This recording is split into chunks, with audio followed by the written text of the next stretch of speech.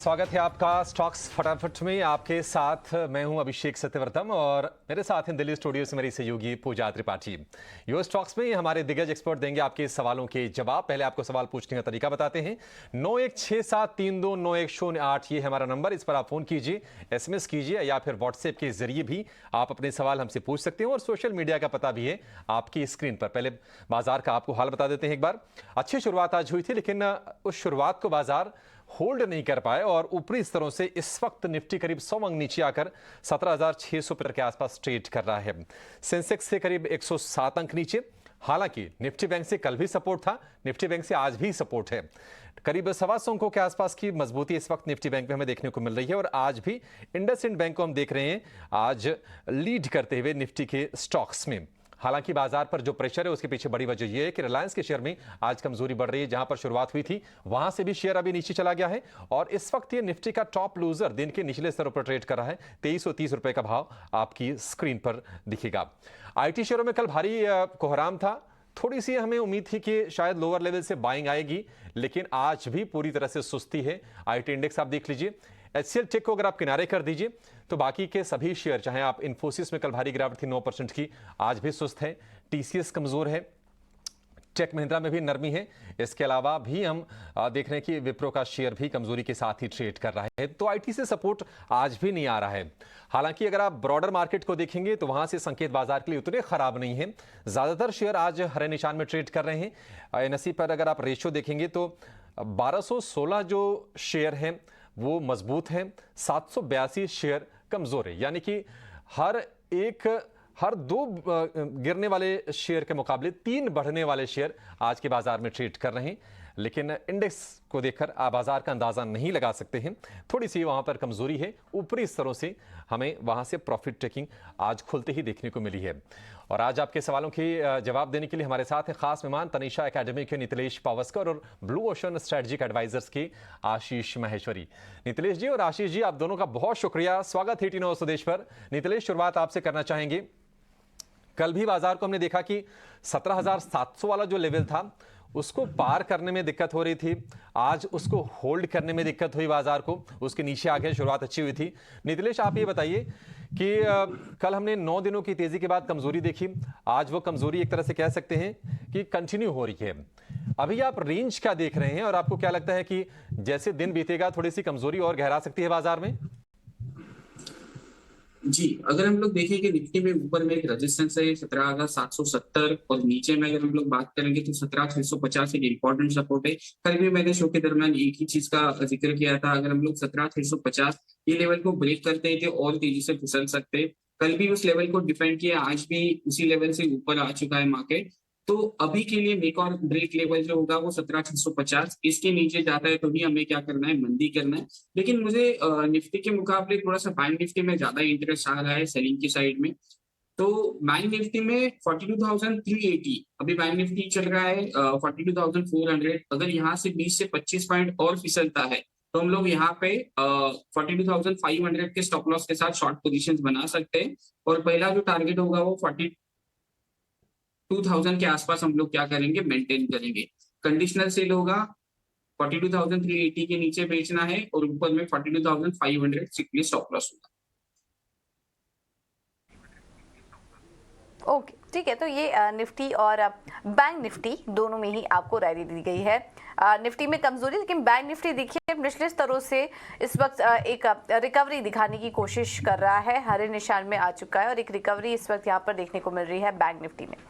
चलिए अब आगे बढ़ेंगे और सवाल जवाब का सिलसिला भी शुरू करते हैं। अगर आपके कुछ सवाल हैं तो आप हमसे पूछ सकते हैं। सवाल पूछने का तरीका लगातार आपके स्क्रीन पर फ्लैश होता रहेगा। आप हमारे सोशल मीडिया हैंडल के जरिए संपर्क कर सकते हैं, फेसबुक, ट्विटर, इंस्टाग्राम के जरिए।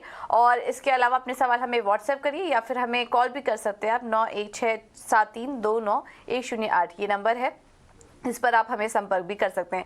और इस बीच पहले दर्शक का सवाल भी आ गया है हमें व्हाट्सएप पर। महावीर जी ने सवाल भेजा है। टाटा स्टील है इनके पास, 100 शेयर्स 111 रुपए पर इन्होंने लिया हुआ था और हल्का नुकसान हो रहा है इस वक्त। टाटा स्टील 106-107 के पास हल्के कमजोरी के साथ आज ट्रेड कर रहा है। इनकी भी खरीद हाल फिलहाल की लग रही है, ज्यादा नुकसान नहीं है। आशीष जी बट क्या सजेस्ट करेंगे टाटा स्टील में? क्या इनका निवेश सही है अगर थोड़ा लॉन्गर टर्म के लिए होल्ड करना है तो, या फिर अपने निवेश को स्विच कर लें? क्योंकि अभी ज्यादा नुकसान में नहीं बैठे हैं ये?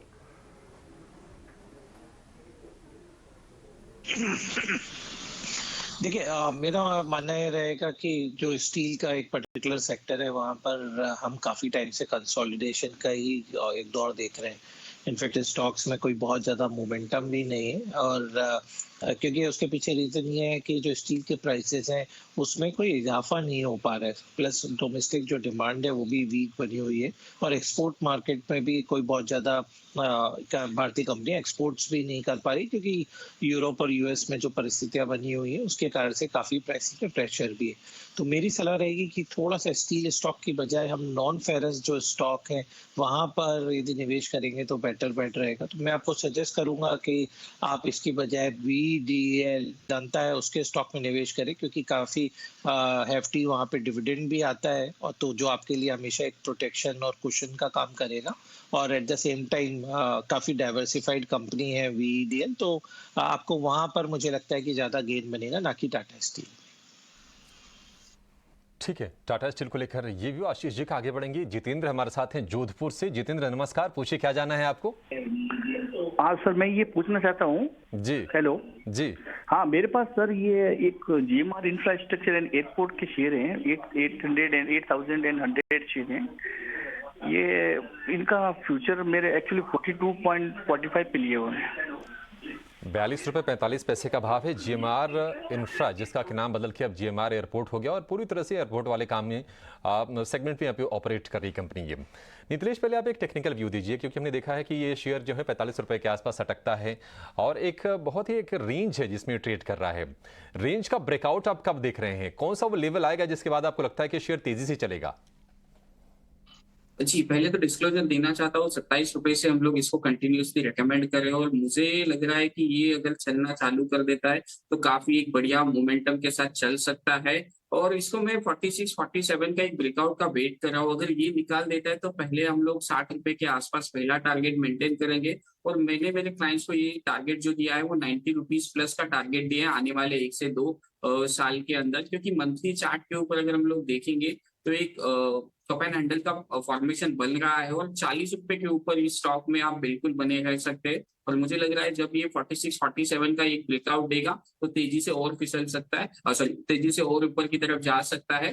तो 60 रुपए के आसपास थोड़ा सा एक बार मुनाफा बुक करे, और उसके बाद 50% क्वांटिटी को एज इट इज होल्ड करे।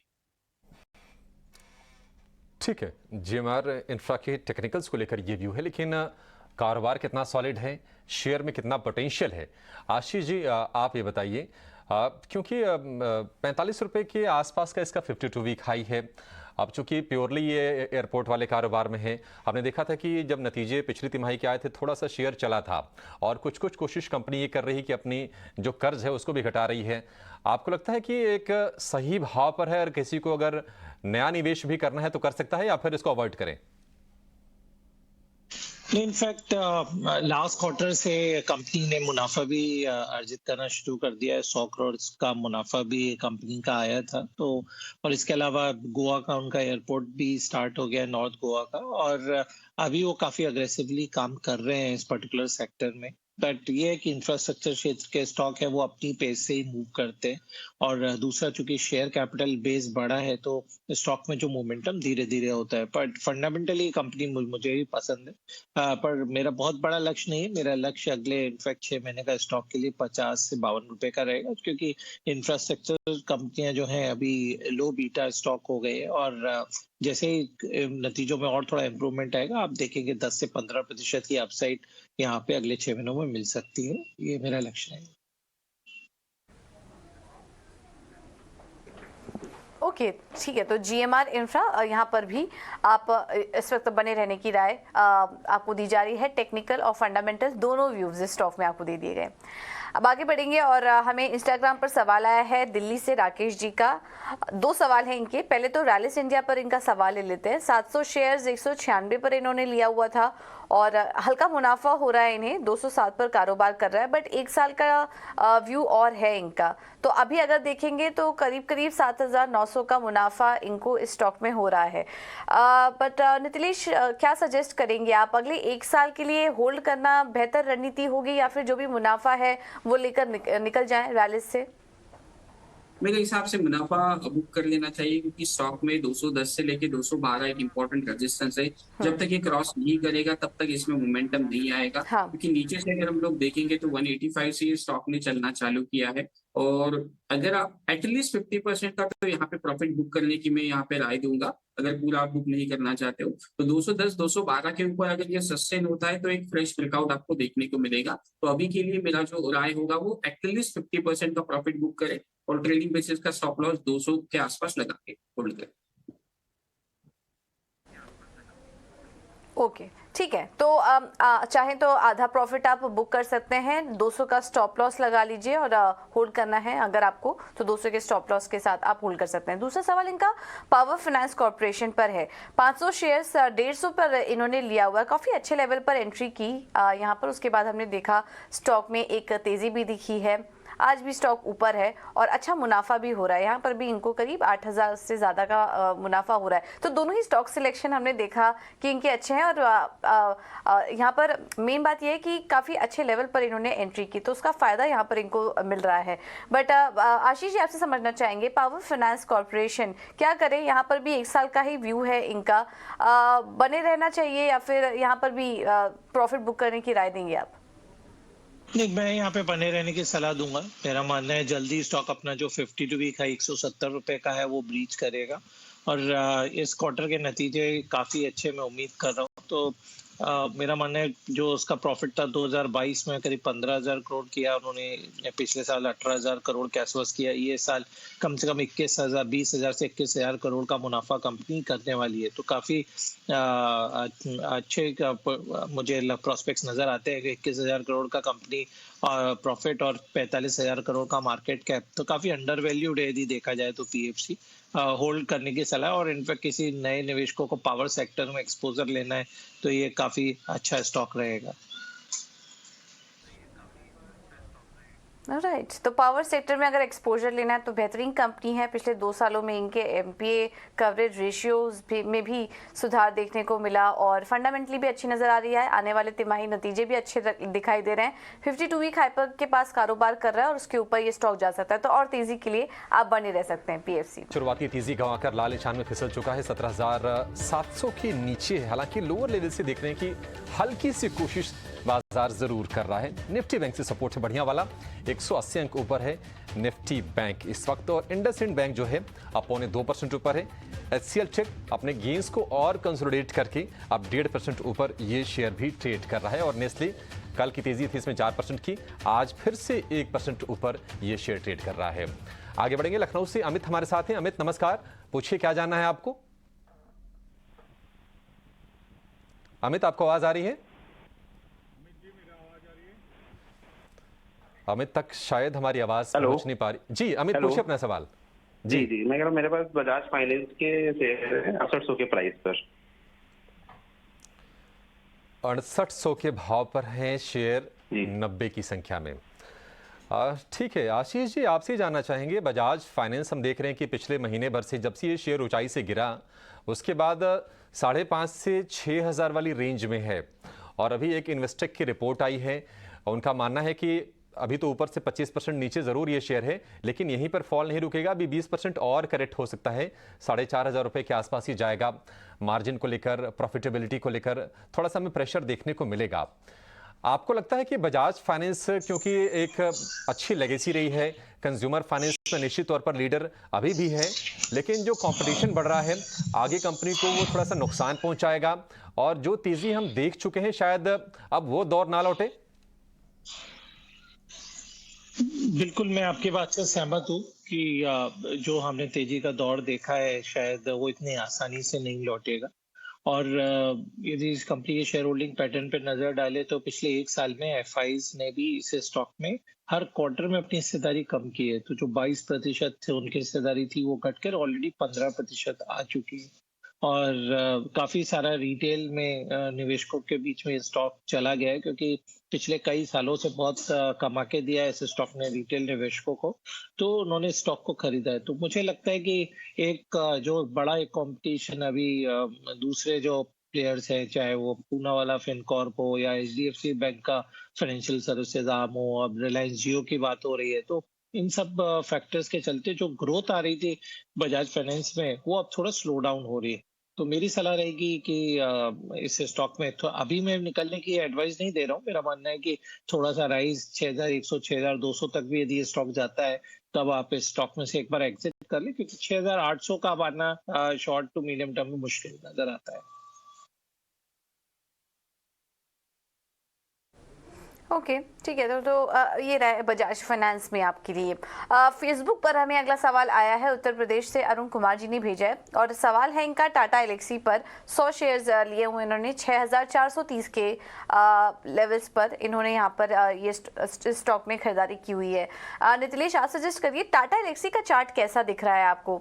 यहाँ पर तो हमने 5000 के 6000 के नीचे भी स्टॉक जा चुका है, उसके नीचे की लेवल्स भी हमने देखे, अब धीरे धीरे रिकवर हो रहा है, तो और तेजी के लिए ये होल्ड कर सकते हैं इस स्टॉक को? थोड़ा समय देना पड़ेगा और स्टॉप लॉस भी इनको सुझाइए, क्या करे टाटा एलेक्सी में? देखो, टाटा एलेक्सी में अगर हम लोग बात करेंगे तो ऊपर में काफी बड़ा रेजिस्टेंस है 6400 से लेके 6500। ये जब तक ब्रेक नहीं होता है तब तक इसमें तेजी ना करें।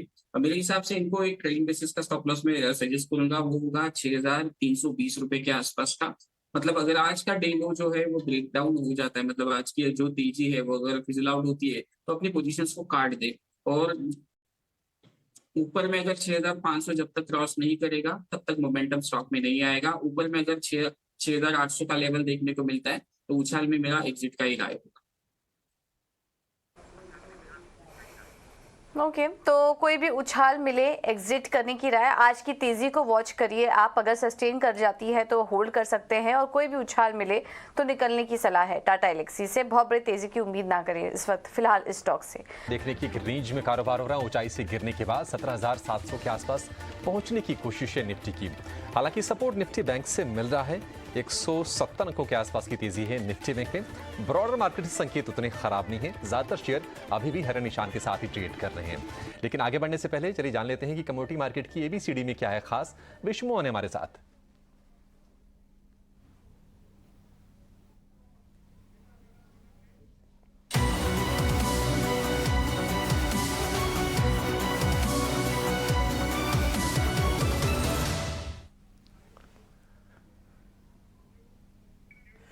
कमोडिटी की एबीसीडी में आज हम बात करने वाले हैं बुलियन इंडेक्स की। बुलियन इंडेक्स क्या है? सबसे पहले आप समझे तो सोने चांदी का इंडेक्स है, जिसमें सोने का वेटेज करीब करीब 30% का होता है और चांदी का वेटेज आपको रुकना चाहेंगे बस 1 मिनट के लिए, थोड़ी देर में लौटेंगे।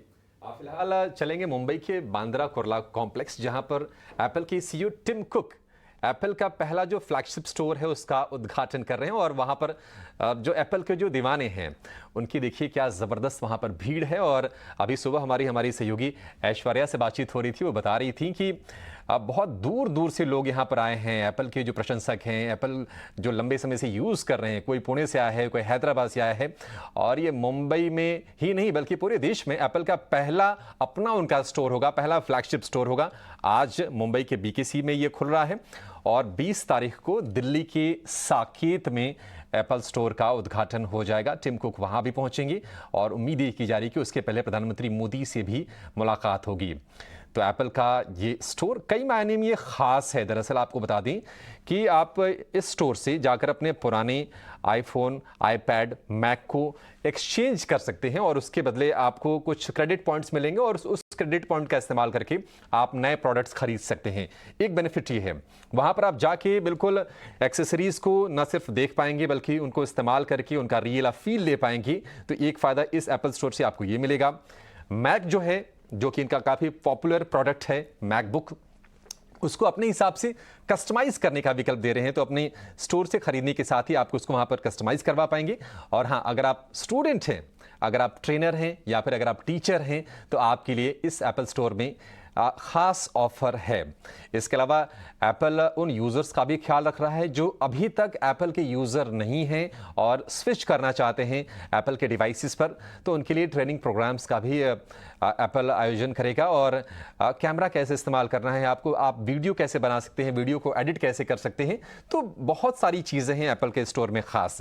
और सबसे ख़ास बात यह भी है कि ये जो एप्पल का स्टोर है ये 100% रीन्यूएबल एनर्जी से ऑपरेशनल होगा। और एक चीज़ ये भी है कि आप घर से ऑनलाइन ऑर्डर कीजिए एप्पल के प्रोडक्ट और इस स्टोर में जाकर अपना आप एप्पल प्रोडक्ट आप कलेक्ट कर लीजिए। तो टिम कुक इसी मकसद से भारत दौरे पर हैं, एप्पल के सीईओ हैं और कल हमने देखा था कि माधुरी दीक्षित के साथ इनकी वड़ा पाव खाती हुई तस्वीरें, बड़ी अच्छी तस्वीरें वहाँ से मुंबई से आई थी। और आज एप्पल के फैंस के बीच में टिम कुक, उनके साथ देखिए फैंस सेल्फीज लेते हुए, और वहाँ पर भारी भीड़ है। आज सुबह से ही वहाँ पर लंबी लंबी कतारें लगी हैं। ऐश्वर्या वहाँ पर पहुँची थी, वहाँ पर बातचीत कर रही थी और जानने समझने की कोशिश कर रही थी। हाल फिलहाल जो एप्पल के हम अगर लॉन्चेस की बात करें तो एप्पल 14 के सभी वेरिएंट्स लॉन्च हुए थे और उसको लेकर अच्छा रिस्पॉन्स भी मिला था। उम्मीद ये की जा रही है कि एप्पल के इस नए स्टोर की उद्घाटन अब हो जाने के बाद शायद जो पुराने थोड़े से पीछे वाले जो डिवाइसेस हैं, एक जनरेशन पीछे वाले, उस पर कुछ स्पेशल ऑफर भी कंपनी लेकर आएगी। ठीक है, तो ये सीधी तस्वीरें आप देख रहे हैं मुंबई के बीकेसी यानी कि बांद्रा कुर्ला कॉम्प्लेक्स से। लेकिन अब चलेंगे बीकेसी की जगह ABCD समझेंगे विश्ववंशी कमोडिटी की।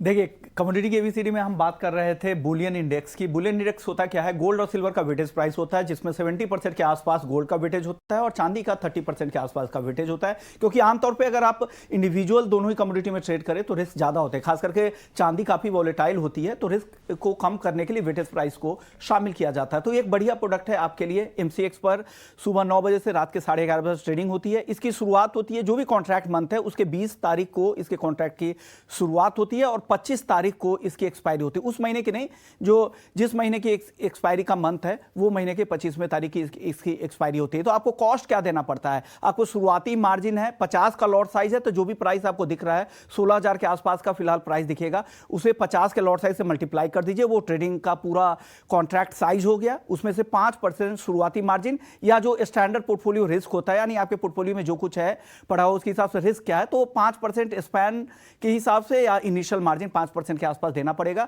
उसके बाद ELM एक्सट्रीम लॉस मार्जिन 1% का होता है। फिर अगर बाजार में उतार चढ़ाव होते हैं तो वो मार्जिन, फिर अतिरिक्त मार्जिन भी आपको देना पड़ सकता है। साथ ही सर्किट फिल्टर को लेकर क्या नियम है? शुरुआती सबसे पहला जो सर्किट फिल्टर लगेगा ऊपर की तरफ या नीचे की तरफ वो 3% का है, उसी ब्लॉक में 3% पे चलेगा। 9% के बाद हालांकि रेगुलेटर को इस बात का इंफॉर्मेशन देना पड़ता है, क्योंकि इंटरनेशनल मार्केट में अगर बहुत ज़्यादा उतार चढ़ाव सोने चांदी की कीमतों में हो तो 9% से ज़्यादा भी सर्किट फिर 3% के ब्लॉक में ऊपर या नीचे की तरफ जा सकता है। ये कुछ बारीक बातें हैं। अगर आप ट्रेड डायरेक्टली नहीं करना चाहते सोने चांदी में तो इंडेक्स के जरिए कर सकते हैं।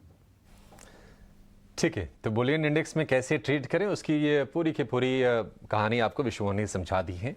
आगे बढ़ेंगे, मध्य प्रदेश से आरती का सवाल लेंगे जो कि ट्विटर के जरिए आया है और इनके पास है EIL इंजीनियर्स इंडिया लिमिटेड, जो कि एक सरकारी कंपनी है। उसके 500 शेयर हैं 3,500 रुपए के भाव पर।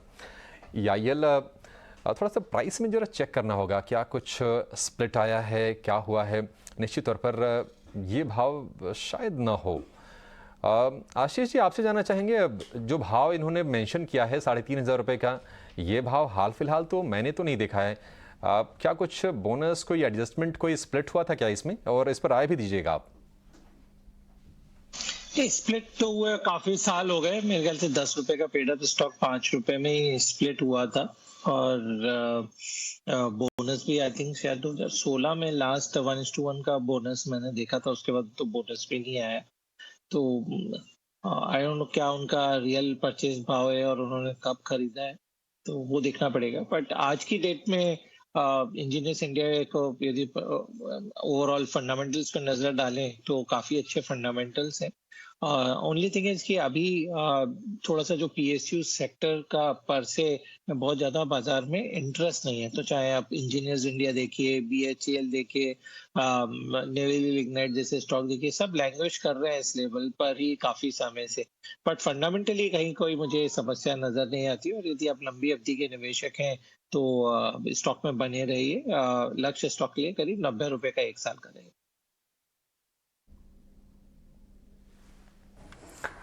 ओके, ठीक है, तो ये है रहा EIL पर, कोई दिक्कत वाली बात नहीं है, आप बने रह सकते हैं स्टॉक में आगे भी।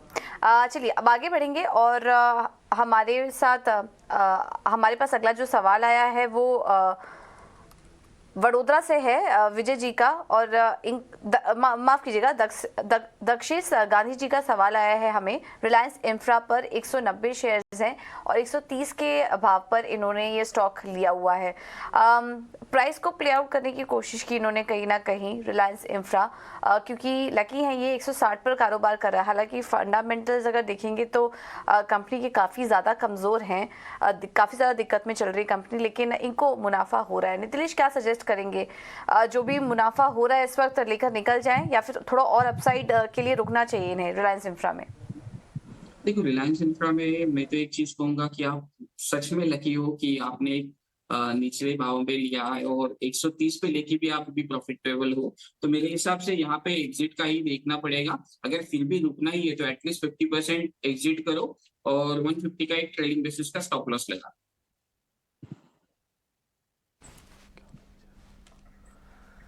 ठीक है, रिलायंस इंफ्रा को लेकर ये व्यू। लेकिन आगे बढ़ेंगे, ट्विटर से विजय सोनी का सवाल आया है बिहार से, और इनके पास है एस यानी कि एक्शंस कंस्ट्रक्शंस के शेयर इनके पास है 150 की संख्या में 311 रुपए के भाव पर। और हम देख रहे हैं कि कंस्ट्रक्शन स्पेस में जो भी कंपनियां हैं, चूँकि इस साल का सरकार का कैपेक्स बहुत बड़ा है और काफ़ी ज़्यादा काम होगा, और ये प्री इलेक्शन ईयर भी है तो ये थमेगा नहीं। एस आपसे ही इस पर जवाब चाहेंगे आशीष जी। बढ़िया शेयर है, इनको मुनाफा भी ठीक ठाक हो रहा है, इस मुनाफे को वसूलें या फिर अभी बने रहें, अभी और बड़ा मुनाफा होगा? नहीं, बने रहने की सलाह रहेगी इस कंपनी में तो, क्योंकि जैसा आपने कहा कि गवर्नमेंट के जो कैपेक्स का एक ऑलमोस्ट 1 लाख करोड़ का सरकार का कैपेक्स का और या इंफ्रास्ट्रक्चर स्पेंडिंग प्लान है। और एस जो कंपनी एक्शन कंस्ट्रक्शन इक्विपमेंट, वो मार्केट लीडर है मटेरियल हैंडलिंग और बड़ी जो क्रेन्स के कारोबार में। और इनफैक्ट फाइनेंशियल्स पे नजर डालें तो जितना मुनाफा उनका लास्ट फुल ईयर का था, वो ऑलरेडी कंपनी ने 3 क्वार्टर में अचीव भी कर लिया है। तो ये क्वार्टर में भी मेरा मानने करीब कम से कम 50 करोड़ का मुनाफा एक्शन कंस्ट्रक्शन में आएगा। तो जिसके चलते आप देख रहे हैं स्टॉक में काफी बज बना हुआ है, अपने 50 वीक हाई के पास में भी ट्रेड कर रहा है स्टॉक। और इसका अगले 6 महीने का लक्ष्य मेरा इस स्टॉक के लिए करीब 500 रुपए का है। नए इन्वेस्टर्स को भी इस स्टॉक में एंट्री की सलाह है। ओके, तो आप नए निवेशक हैं तो भी आप एंट्री ले सकते हैं और 500 के लक्ष्य के लिए अगले 6 महीने में आप स्टॉक को होल्ड कर सकते हैं। तो शानदार तेजी यहाँ पर देखने को मिल सकती है इस स्टॉक में। आगे बढ़ेंगे और हमें सवाल आया है व्हाट्सएप पर। मुंबई से कुणाल जी ने सवाल भेजा है और इनका सवाल है एलिकॉन इंजीनियरिंग कंपनी पर। इन्होंने 1000 शेयर्स 300 के लेवल्स पर लिया हुआ है और एलिकॉन में हमने देखा कि काफ़ी अच्छी तेज़ी इस स्टॉक में देखने को मिली। अच्छे लेवल पर इन्होंने एंट्री भी की है। कंपनी के जो ग्रोथ गाइडेंस आए, मैनेजमेंट कमेंट्री भी आई थी हाल फिलहाल में, वो भी काफ़ी अच्छी थी, मजबूत थी। तो एक बार इस पर राय ले लेते हैं और अच्छे गेन इनको इस स्टॉक में हो भी रहे हैं इस वक्त। नीतिश, एलिकॉन इंजीनियरिंग कैसी लग रही है आपको ये कंपनी? आज हालांकि नीचे है बट 1 महीने में काफी अच्छा रनअप हमने देखा इस स्टॉक में। अभी भी बने रहना चाहिए और तेजी के लिए स्टॉक में और मजबूती दिखाई दे रही है क्योंकि मुनाफा तो इनको शानदार हो रहा है। पार्शियल प्रॉफिट बुक करने की राय देंगे क्या? जी, मैं एक चीज को यहाँ पे कहना चाहूंगा, क्योंकि ये ब्रेकआउट ऊपर की जगह पे सस्टेन नहीं हो रहा है। एक अच्छा खासा क्लोजिंग के बाद फॉलो बाइंग हमें देखने को नहीं मिल गई है, तो यहाँ पे थोड़ा सा मुनाफा बुक कर ले और बाकी का जो क्वांटिटी है वो 420 रुपए का स्ट्रिक्टली स्टॉप लॉस को मेंटेन करे। अगर 420 के नीचे ये स्टॉक फिसलता है तो फिर से हम लोग वो 360 से लेके 370 ये लेवल भी देख सकते हैं, क्योंकि एक बड़ा ग्रीन कैंडल के बाद यहाँ पे फॉलो बाइंग देखने को नहीं मिल गई।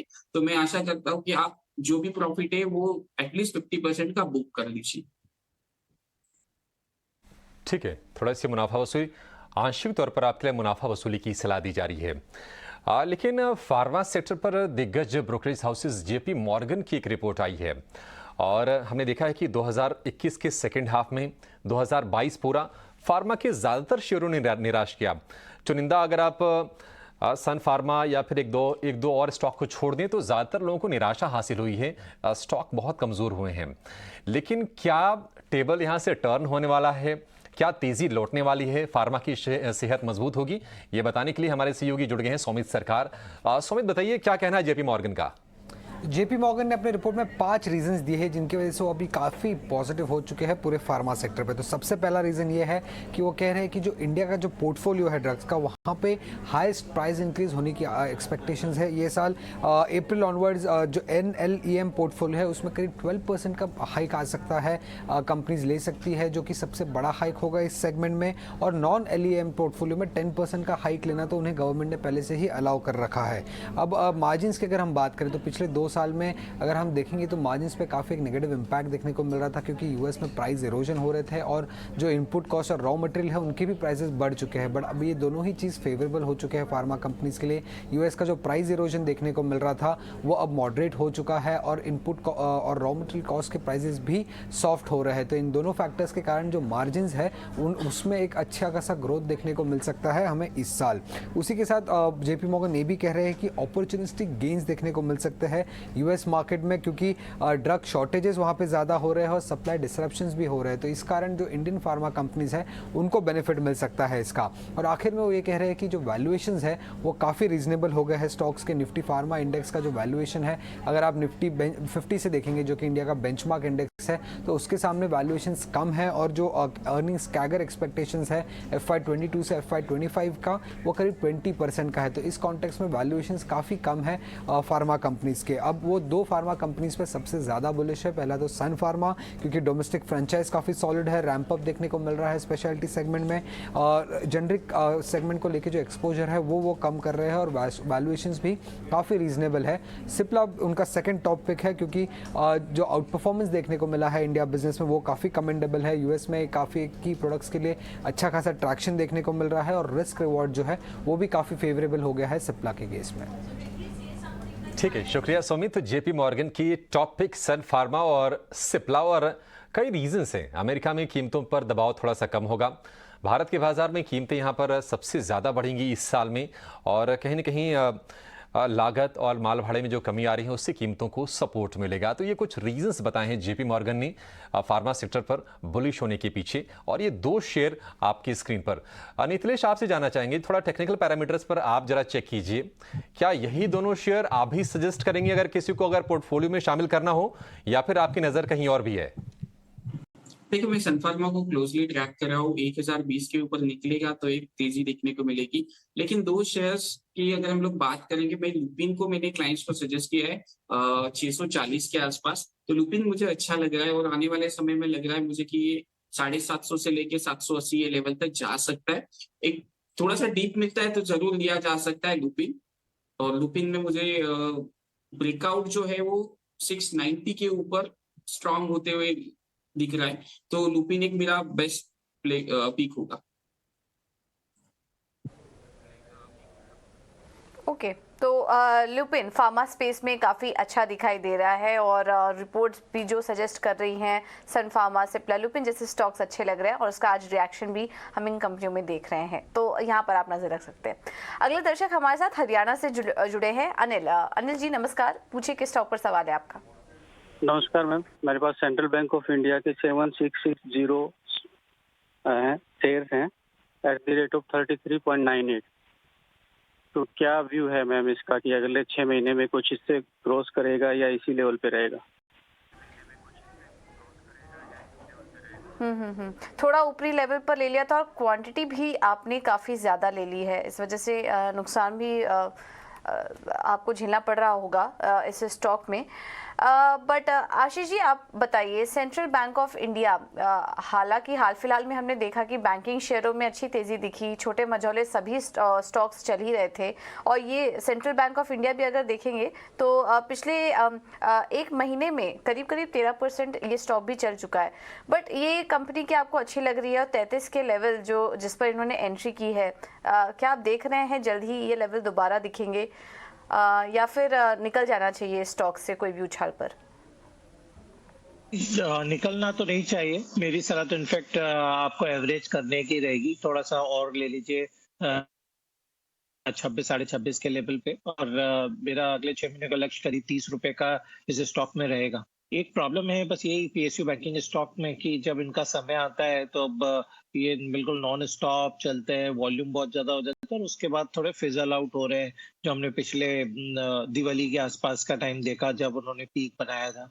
बट अभी दोबारा से मुझे लगता है कि चूंकि रिजल्ट अच्छे आने वाले हैं पीएसयू बैंकिंग स्टॉक में, तो एक रैली फिर से बिल्टअप हो रही है, तो जिसका आप फायदा ले सकते हैं, क्योंकि स्टॉक अभी आपको बुक वैल्यू के आसपास ही मिल रहा है और क्वार्टरली नंबर्स में भी यहाँ कहीं कोई डिसअपॉइंटमेंट आने वाला नहीं है। तो मेरी सलाह रहेगी 26 रुपए का लेवल पर सेंट्रल बैंक और ऐड कर लीजिए आपके पोर्टफोलियो में। ठीक है, सेंट्रल बैंक को लेकर ये व्यू आशीष जी का। आगे बढ़ेंगे, कर्नाटक से नवाज हमारे साथ हैं। नवाज नमस्कार, पूछिए क्या जानना है आपको? नमस्ते सर, मैं जी। 48 रुपये से मैंने आईडीबीआई बैंक का शेयर लिया है सर। आईडीबीआई बैंक 48 रुपए के भाव से आपने लिया है। 51 रुपए 60 पैसे के आसपास का भाव है। 400 शेयर लिए हैं सर। ठीक है, कितने शेयर? 1335? अच्छा, 1300 1300। ठीक है, 1300 के आसपास के शेयर इनके पास हैं आईडीबीआई बैंक के।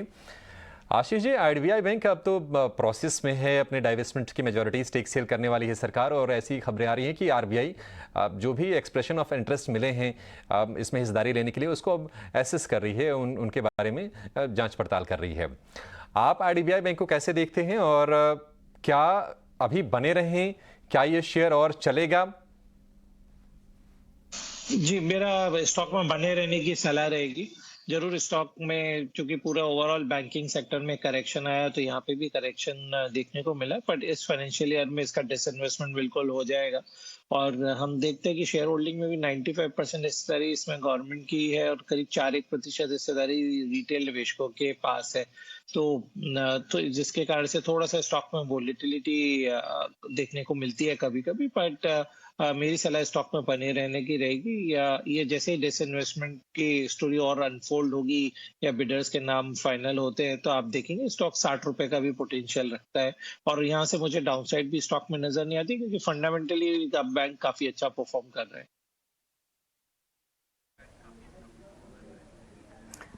ठीक है, तो ये है व्यू आईडीबीआई बैंक पर। आगे बढ़ेंगे और अगले दर्शक हमारे साथ कानपुर से जुड़े हैं, अजय कुमार।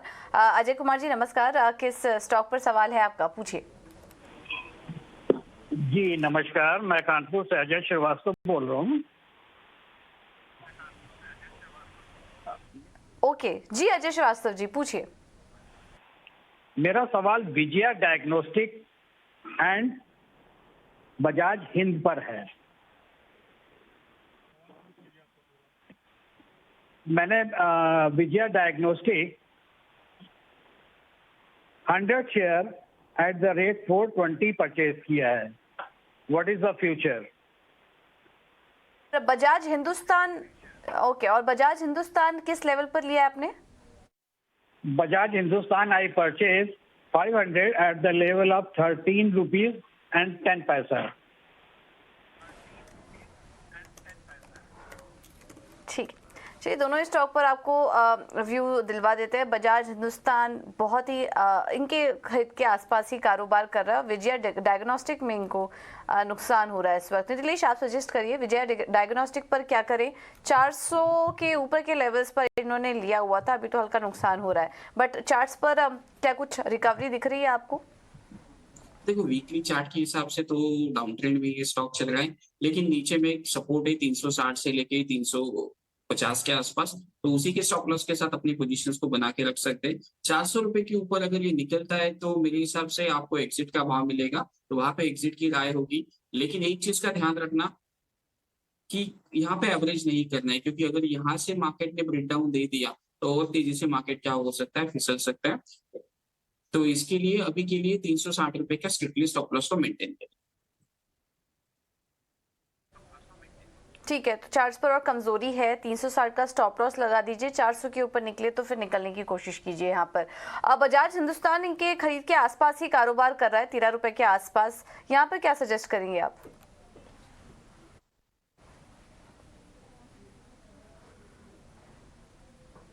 में अगर देखेंगे ऊपर से एक ट्रेंड लाइन का रेजिस्टेंस है, जब तक वो क्रॉस नहीं करता है 14 रुपए 70 पैसे से लेके 15 रुपए, तब तक इसमें तेजी देखने को नहीं मिलेगी। लेकिन अगर आपको होल्ड ही करना है तो 13 रुपए का एक स्ट्रिक्टली स्टॉप लॉस मेंटेन करें, जहां से बुल्स का एक्टिविटी स्टार्ट हुआ था 13 रुपए 25 पैसे का लो था, तो हम लोग थोड़ा सा 25 पैसे का बफर रखेंगे। तो 13 रुपए का स्ट्रिक्टली स्टॉप लॉस होगा। ऊपर में 14.50 से लेके 14.70 इस लेवल का ब्रेकआउट का वेट करें। ठीक है, बजाज हिंदुस्तान को लेकर नीतिश का ये व्यू। चलिए इसी के साथ इस शो को अब समाप्त करने का समय भी आ गया है। नीतिश और आशीष जी, आप दोनों का बहुत शुक्रिया आज समय देने के लिए और हमारे तमाम दर्शकों के सवालों की जवाब देने के लिए। फिलहाल मुझे और पूजा को दीजिए इजाजत। एक छोटे